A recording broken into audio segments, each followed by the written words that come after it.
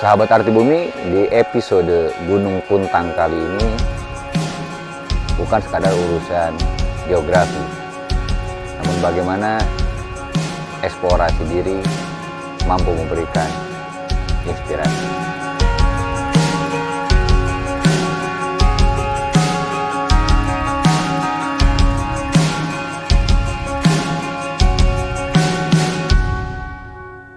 Assalamualaikum warahmatullahi wabarakatuh. Sahabat Arti Bumi, kali ini aku akan melakukan perjalanan singkat ke Gunung Puntang.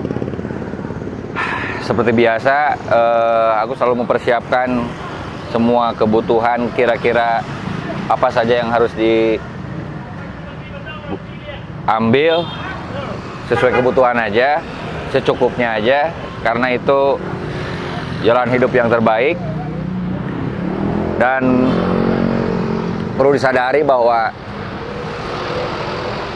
yang namanya perjalanan itu adalah sebuah pengorbanan, sebuah perjalanan adalah sebuah proses penempaan diri. Jadi dengan memahami itu tidak perlu khawatir apabila ada hal-hal yang di luar diinginkan, apa yang diinginkan itu sudah sejatinya terjadi. So, sahabat Arti Bumi, tetap kita harus biasakan keselamatan diri, itu yang paling penting, dan melibatkan nilai-nilai Hairobi itu akan menjadi hal kata kunci dalam melakukan suatu perjalanan. Safety first memang penting, tetapi menyandarkan diri kepada ilahi Robi itu jauh lebih penting.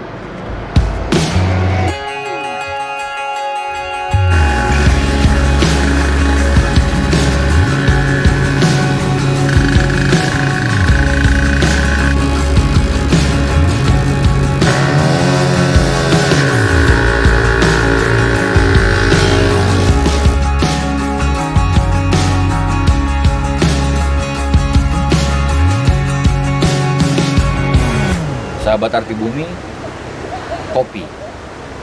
Ini adalah kopi Gunung Puntang, kopi yang ditanam di seputar Gunung Puntang, di ketinggian sekitar 1.300 di bawah permukaan laut.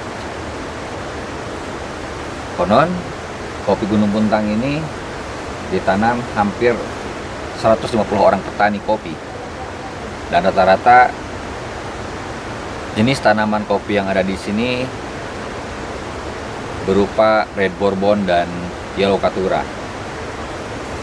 Jenisnya Arabica terbaik.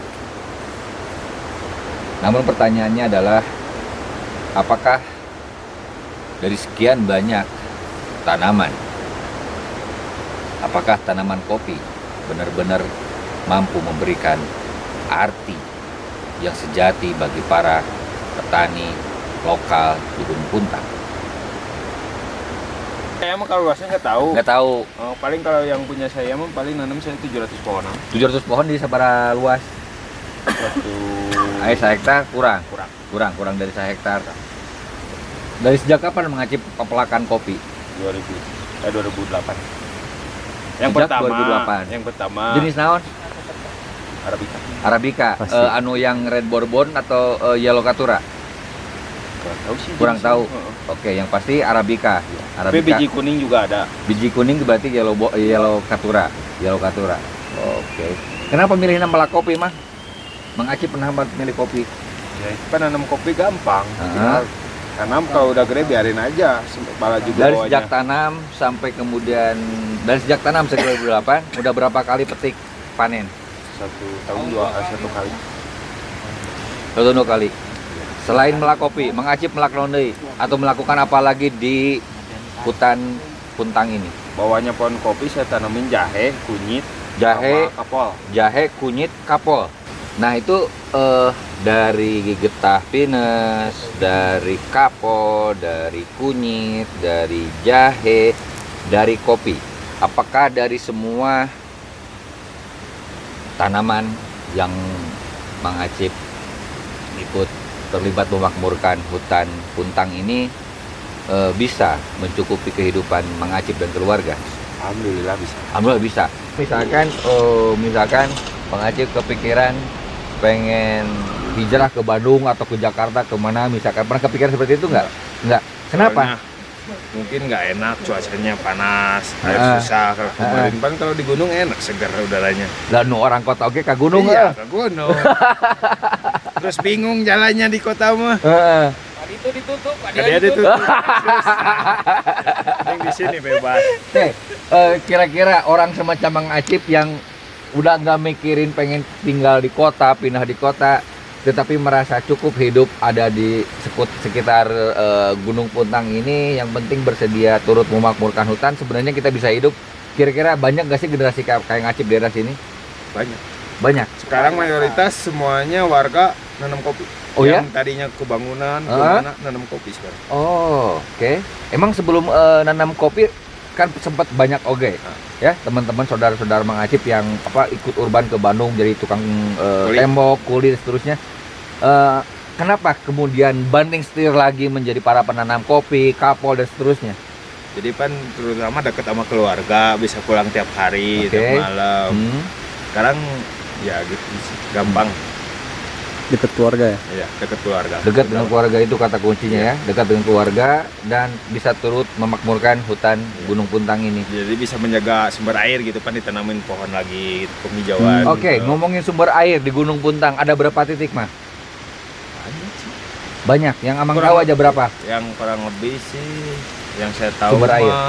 3 lah. Ada 3. Mata air non wae, Cukuripan, Curug Kahuripan, Siliwangi, Ciliwangi, Gentong. Gentong. Dan masih banyak yang Dan lain. masih banyak lain, ini paling dominan. Iya, yang dominan. saya tahu gitu. Yang saya tahu. Nonde. Cigeureuh, nonde. Cisaat, Yang nonde. sering ke hutan. Nonde. Cigedogan. Nah, pertanyaannya gimana dengan semua debit air pada masing-masing mata air itu? Well, masih bagus.